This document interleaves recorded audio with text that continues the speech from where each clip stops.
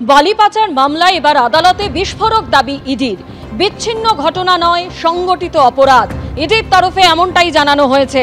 GD mining কোম্পানিতে এমন অনেক ডিরেক্টর ছিলেন যারা শুধু নামেই ছিলেন ডিরেক্টর। পূর্ব মেদিনীপুরে 3টি, পুরুলিয়া, ঝাড়গ্রাম আর বাঁকুড়াতেও সাইট আছে এই কোম্পানির। সংস্থার কাছ থেকে বালি বিক্রি বা রয়্যালটির পুরো হিসেব এখনো পাওয়া যায়নি। প্রসঙ্গত, গতকালই বালি পাচার মামলায় প্রথম গ্রেপ্তার করে ইডি। গ্রেপ্তার করা হয় জিডি মাইনিং কোম্পানির প্রধান অরুণ সারাফকে। 29 লক্ষ টাকা বাজেয়াপ্ত করা হয়েছে বলে খবর ইডি সূত্রে। ভুয়ো চালান তৈরি করে বালি পাচারের টাকা আত্মসাতের অভিযোগ রয়েছে তার বিরুদ্ধে।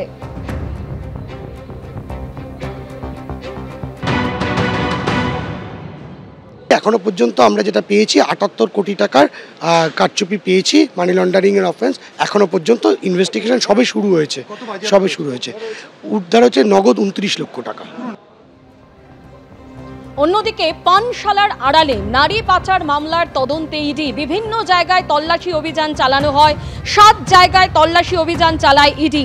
3 ব্যবসায়ীর বাড়ি ও একাধিক ঠিকানায় তল্লাশি চালান ইডির আধিকারিকরা। জগজিৎ সিং, আজমল সিদ্দিকী ও বিষ্ণু মুন্দ্রার একাধিক ঠিকানায় তল্লাশি চালানো হয়। রেস্তোরাঁ চেনের মালিক জগজিৎ সিং সল্টলেকের BH ব্লকের বাড়িতে তল্লাশি চালায় ইডি। কলকাতা জুড়ে একাধিক জায়গায় ব্যবসায়ীর একাধিক পানশালা রয়েছে। পানশালার আড়ালে নারী পাচার ও টাকা নয়ছয়ের অভিযোগ। 2015 সালে করা FIR এর ভিত্তিতে তল্লাশি। ব্যবসায়ী ঘনিষ্ঠ পেশায় সিভিল ইঞ্জিনিয়ার গৌতম সরকারের বাড়িতেও তল্লাশি চালান ইডির আধিকারিকরা। নাগের বাজারে সাচি গার্ডেনে গৌতম সরকারের বাড়িতে হানা ইডি।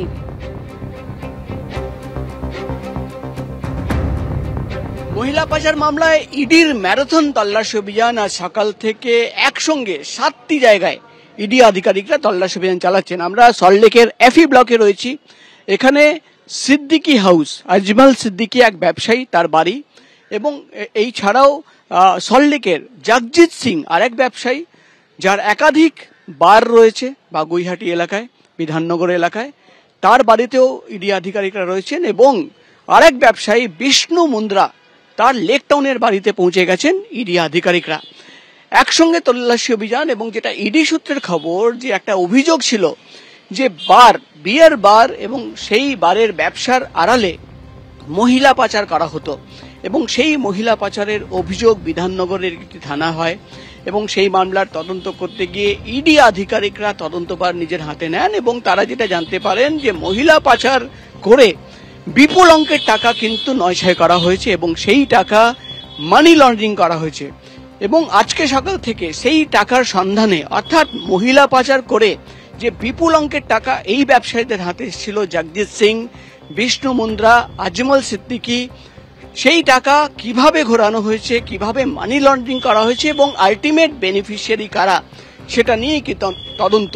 এবং প্রোটেকশন মানি হিসেবে কাদের কাদের কাছে টাকা পৌঁছে যেত, কিভাবে এই ব্যবসা চলতো, বার অর্থাৎ বিয়ার বারের আড়ালে কিভাবে মহিলা পাচার হতো, এই সমস্ত তথ্য জানার জন্যই কিন্তু আজকে সকাল থেকে একসঙ্গে 7টি জায়গায় ইডি আধিকারিকরা তল্লাশি অভিযানে নেমেছেন। তারা রয়েছেন সল্টলেকে, তারা রয়েছেন নাগের বাজার এলাকায়, লেক টাউন থেকে শুরু করে দক্ষিণ কলকাতার একাধিক জায়গায় ইডি আধিকারিকরা একসঙ্গে ম্যারাথন তল্লাশি অভিযান চালাচ্ছেন। এবং একাধিক ব্যক্তিদের জিজ্ঞাসাবাদ করা হচ্ছে মূলত মহিলা পাচার করে বিপুল অঙ্কের টাকা কোন কোন অ্যাকাউন্টের মাধ্যমে কোথায় পৌঁছে গেছে এবং প্রভাবশালী যোগ কি রয়েছে, সেটা খোঁজার জন্যই কিন্তু আজকে সকাল থেকে ইডি আধিকারিকরা তল্লাশি অভিযানে নেমেছেন।